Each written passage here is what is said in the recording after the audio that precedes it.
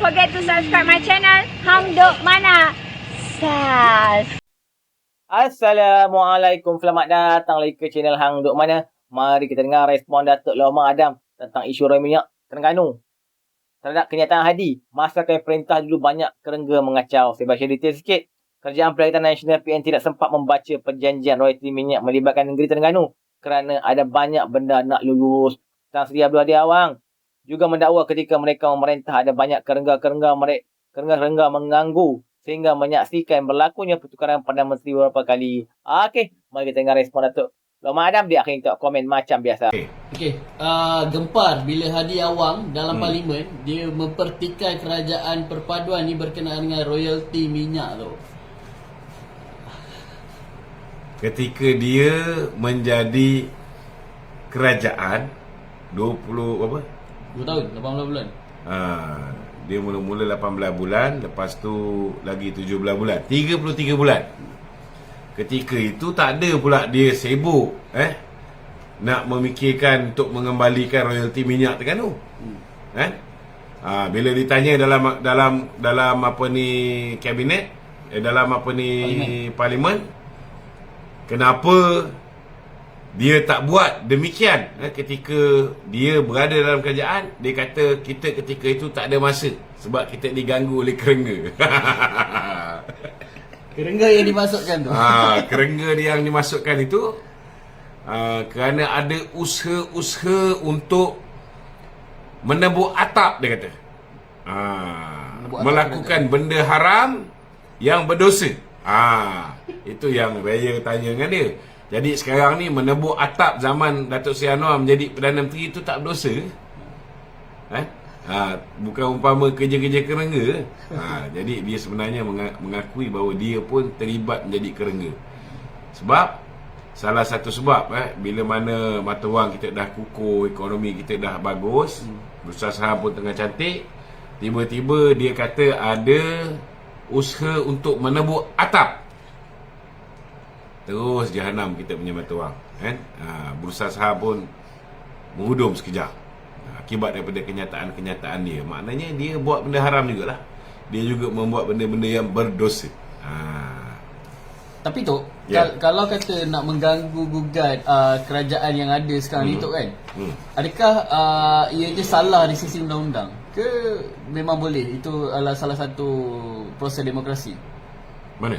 Kalau nak menebuk atap ni, dia macam ni lah. Kalau dulu belum ada akta anti lompat parti, dia boleh buat, ambil SD secara personal ni, beli ahli parlimen dan sebagainya.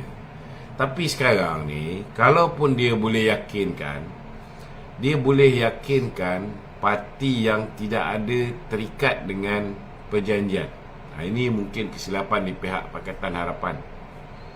Macam kita dah melalui pengalaman lepas 2018, kita lihat 16 orang ahli parlimen kita melarikan diri, menyertai acara lompat berkatak-katak.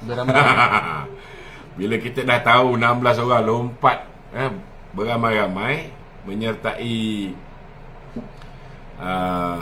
Perikatan Nasional ataupun Bersatu, maka kita mengambil keputusan untuk pilihan raya 2022, setiap wakil rakyat kita nak bertanding ni, 3 aku janji dia kena sign. 3. Sebenarnya PKR pun sign juga, buat benda yang sama. Tetapi mungkin mereka kali ni mereka tak terbayang bahawa muda pun boleh lari daripada perjuangan, muda pun boleh lompat parti. So selamatlah muda, kerana tidak ada perjanjian. Lebih-lebih lagi pemimpin muda ni terdiri daripada manusia-manusia yang tidak ada maruah diri, kan? Minta maaf leh, jangan marah sangat kan, kau bekas. Janganlah marah Kalau dia ada maruah, dia tahu dia menang bukan atas merit dia sendiri, dia menang baik di Puteri Wangsa ataupun di MUA, dia menang atas tiket, atas kerusi yang diberikan oleh Pakatan Harapan. Pakatan Harapan tak letak calon, Pakatan Harapan sokong mereka menang atas bantuan Pakatan Harapan, hari ini sepatutnya mereka ada maruah dan tidak mencuri kursi yang Pakatan Harapan berikan kepada mereka. Mereka tidak akan khianat pengundi-pengundi Pakatan Harapan yang memberikan undi kepada mereka untuk mereka menang di Puteri Wangsa, begitu juga di Muar. Mungkin ini pengalaman dan mungkin ini juga mengajar kita supaya akan datang kalau kita nak bagi kursi kepada orang lain, menghormati mereka berada dalam pakatan kita, pastikan buat juga agreement. Jadi kalau Haji Hadi cakap zaman dulu, zaman scheme of thing, bila Muhyiddin boleh tawarkan jawatan menteri, boleh tawarkan GLC kepada orang yang lompat parti, ataupun boleh ugut orang, boleh desak ataupun boleh ancam nak dakwa dan sebagainya, ataupun tawar untuk digugurkan daripada pendakwaan sebagai pencabul ke ataupun perogol ke, kan. Kalau dulu boleh.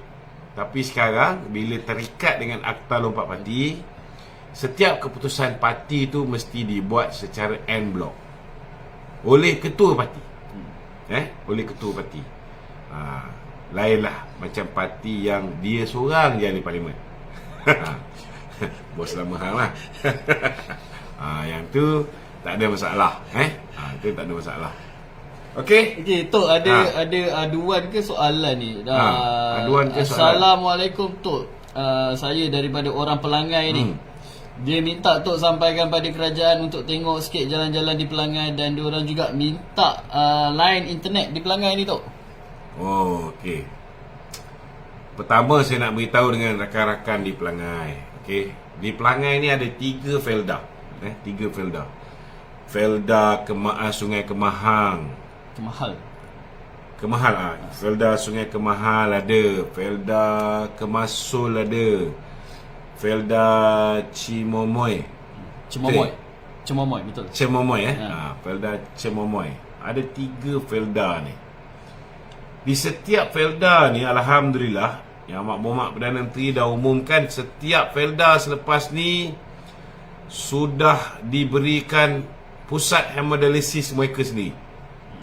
Lepas ni kalau ada orang felda ni ada masalah sakit buah pinggang, tak payahlah turun ke bandar pun semua. Di setiap felda akan ada pusat hemodialisis dia sendiri. Kemudian Datuk Seri Anwar pun dah luluskan untuk dipasang 2,000 lebih lampu jalan. Ianya melibatkan peruntukan lebih kurang 500 juta setahun. Di semua felda-felda. Maknanya lepas ni kita tak nampak lagi lah felda-felda gelap, macam dulu.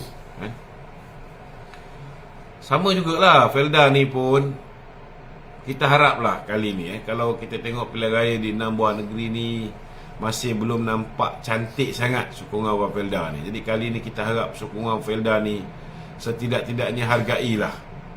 Kita tahu bahawa 2001 Tan Sri Muhyiddin Yassin telah pun mengumumkan bahawa hutang peneroka 80% hutang peneroka ni dilangsaikan. Tetapi nak beritahu, Muhyiddin hanya umum hutang tu dilangsaikan, tetapi hutang tu pergi mana? Hutang tu terpaksa diabsorb oleh felda. Ada tak kerajaan Muhyiddin membayar hutang ni? Tak ada. Hanya 2 tahun lepas tu, tahun 2023 bulan Julai tu ni, barulah Datuk Seri Anwar menandatangani FDSA, perjanjian untuk mengambil tanggungjawab membayar. Kena tahu bila felda hapuskan hutang, felda berhutang. Felda kena tanggung hutang tu. Hutang tu lebih kurang 8.3 bilion hutang peneroka-peneroka felda. Campur dengan kos untuk mengambil alih Felda Global Ventures, dia jadi 9.9 bilion, 9,900 juta ringgit. Macam mana cara Felda nak bayar hutang ni? Felda kena terbitkan sukuk. Dia terbitkan sukuk. Dan sukuk ini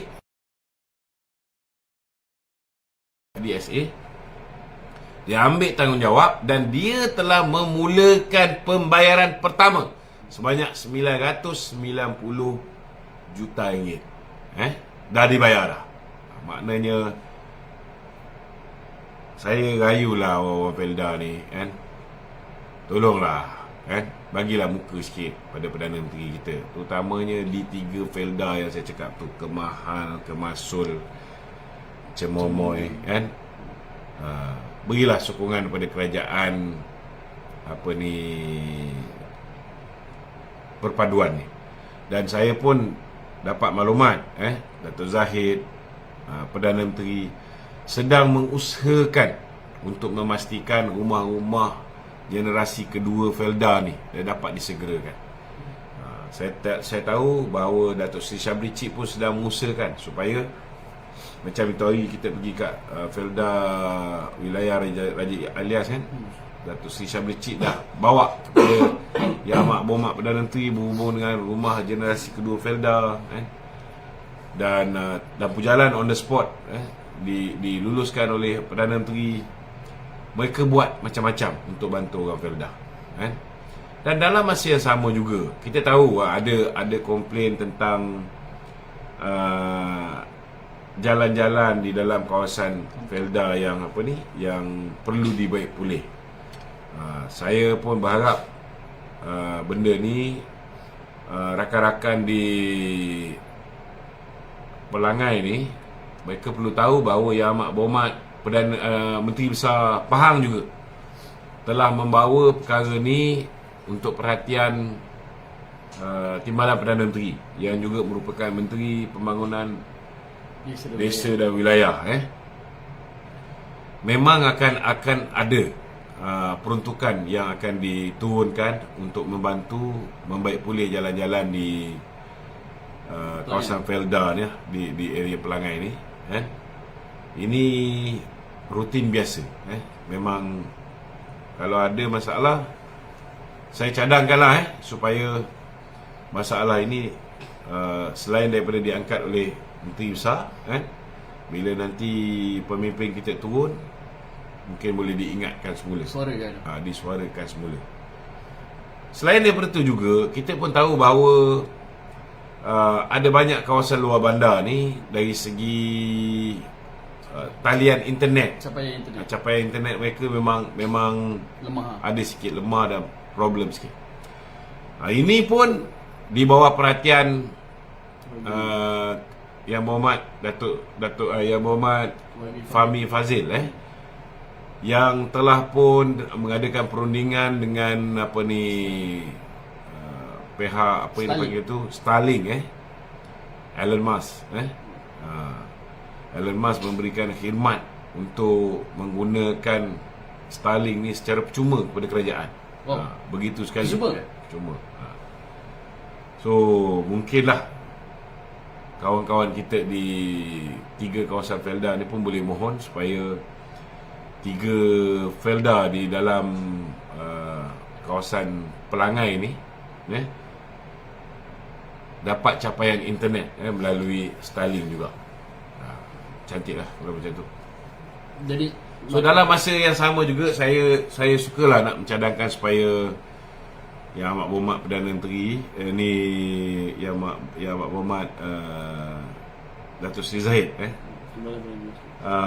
supaya dapat jugalah mengadakan program-program di bawah Kementerian Kemajuan Desa dan Wilayah ni.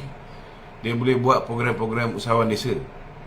Sebab banyak usahawan-usahawan di desa ni yang kita boleh upgradekan, boleh bantu untuk pasarkan mereka punya produk. Saya tengok itu hari bila Datuk Seri Syabri Cik buat dekat Felda Raja Ilyas gugusan Raja Ilyas. Sangat bagus pameran yang dia buat. So benda yang sama juga boleh juga dilakukan oleh Datuk Seri Zahid di sana. Dan saya yakin ini tidak-tidaknya akan membantu usahawan-usahawan di Felda ni. Dan agensi-agensi macam MARA dan sebagainya yang berada di bawah Kementerian Desa dan Wilayah ni boleh juga memasarkan produk-produk mereka melalui program-program usahawan desa ni. Okey. Okey. Satu lagi tu. Parlimen berkenaan dengan sidang parlimen ni. Muhyiddin Yassin terang-terangan memainkan isu 3R. Dia cakap kerajaan perpaduan sekarang ni umpama menindas orang Melayu ataupun kepimpinan Melayu yang ada ni tu. Muhyiddin cakap begitu di parlimen. Dia kata kerajaan perpaduan ni menindas.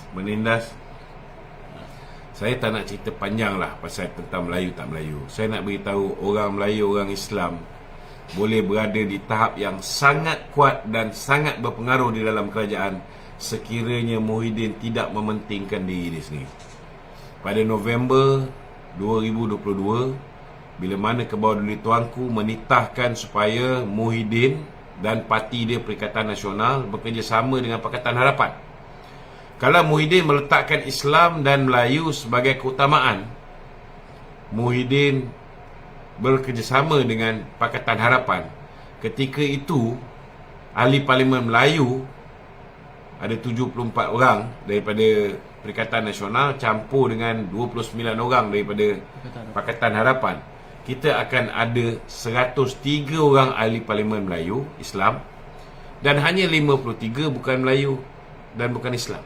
Maknanya 2/3 majoriti di kalangan ahli parlimen itu adalah orang Melayu. 2/3.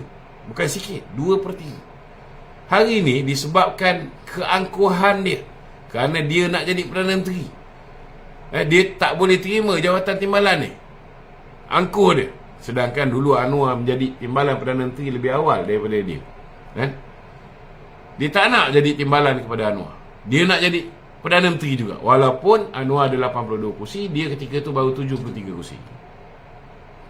Kerana dia letak kepentingan peribadi dia mengatasi kepentingan Melayu, kepentingan Islam, maka kita tak dapat sebuah kerajaan yang ada 2/3 ahli parlimen dia ialah ahli parlimen Melayu Islam.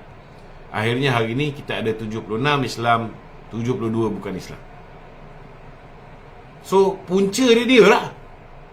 Muhyiddin lah punca dia, kan? Jadi tak payahlah dia duk nak sembang tentang kedudukan Islam terancam, kedudukan Melayu terancam. Selagi UMNO berada di dalam kerajaan ini, kepentingan Melayu akan dijaga. Jangan jadi bodoh. DAP pernah berasa duduk dalam kerajaan 22 bulan. 22 bulan ini akibat daripada ketelanjuran kata-kata, akibat daripada ketelanjuran perbuatan, akhirnya mereka menjadi pembangkang balik. Lim Guan Eng akhirnya menjadi kluster mahkamah. Jadi mereka pun belajar melalui kesilapan. Mereka tidak akan mengulangi kesilapan-kesilapan itu.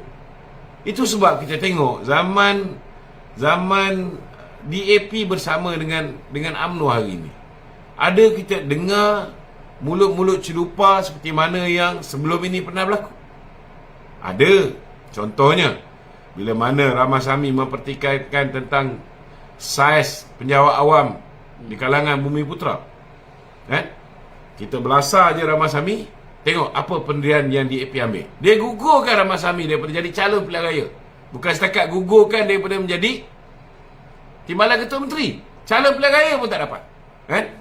Bila Tony Puah mengherdik pemimpin UMNO, mengatakan BN korup dan sebagainya, kita lihat Tony Puah pun tak dicalonkan menjadi calon Dewan Undangan Negeri dalam pilihan raya yang lepas. Begitu firmnya Anthony Loke ketika itu. Bila mana ada seorang anak muda daripada DAP, pemuda DAPC, mengeluarkan kenyataan yang mengguris hati orang Melayu di Balakong, kita lihat pada hari yang sama YB Anthony Loke telah pun menggantung keahlian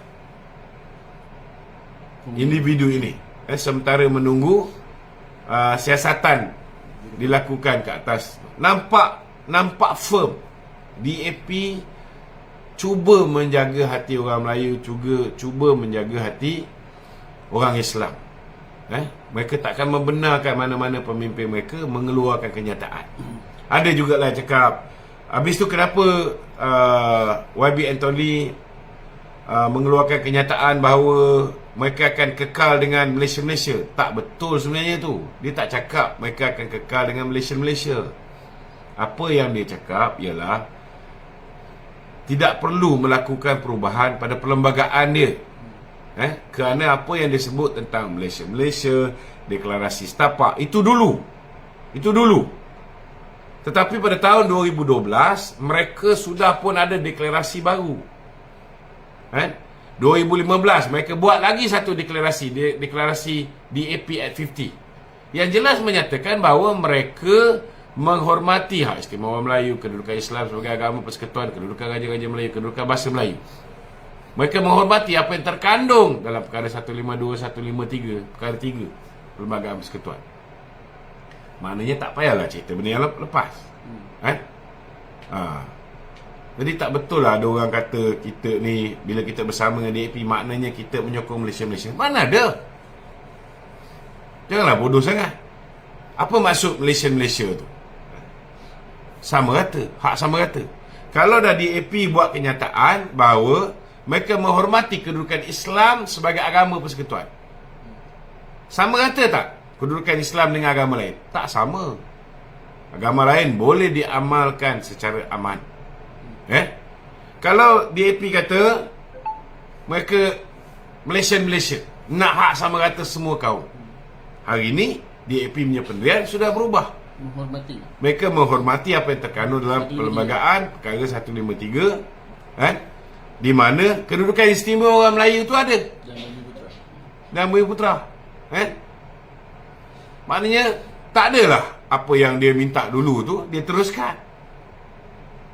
Itu kena faham. Dan baru ni dalam apa ni convention DAP, mereka meluluskan resolusi 11 resolusi. Turut menyatakan benda yang sama. Dia memberi jaminan tentang kedudukan hak istimewa orang Melayu, kedudukan Islam, kedudukan Raja-Raja Melayu dan bahasa Melayu. Mereka akan memperkasakan perkara ni. Jadi bagi saya lah, orang takut dengan DAP ni ialah orang takut DAP ketika DAP bersama dengan Bersatu. Kerana bila DAP bersama dengan Bersatu, orang nampak DAP mengawal Bersatu. Orang juga takut ketika DAP bersama dengan PAS kerana mereka berjaya mengawal PAS. Tetapi alhamdulillah hari ini sifat saling menghormati di antara pimpinan UMNO dan DAP berada dalam keadaan baik, dan sehingga hari ini kita tak dengar benda-benda yang tak baik yang menyebabkan kita rasa mereka tidak menghormati kita. Alhamdulillah. Ini bukan satu benda yang mudah untuk dicapai. Ini dapat dicapai dengan kesedaran kedua-dua belah pihak, baik belah pihak BN, begitu juga dengan pihak PH dan juga DAP. Tapi kita tak nafikanlah, ada juga belah pihak BN pun ada satu dua pimpinan kita yang kepala gila sikit. Kita abaikan dia orang ni sebab itu pendirian peribadi dia, bukan pendirian parti. Kita tak boleh nak expect semua orang kepala dia betul. Kita pun tak boleh expect Ramasamy ni kepala dia betul. Tapi ketidakbetulan Ramasamy tu dah dijawab. Kepala tak betul Tony Puan ni pun dah dijawab dengan tindakan pihak DAP.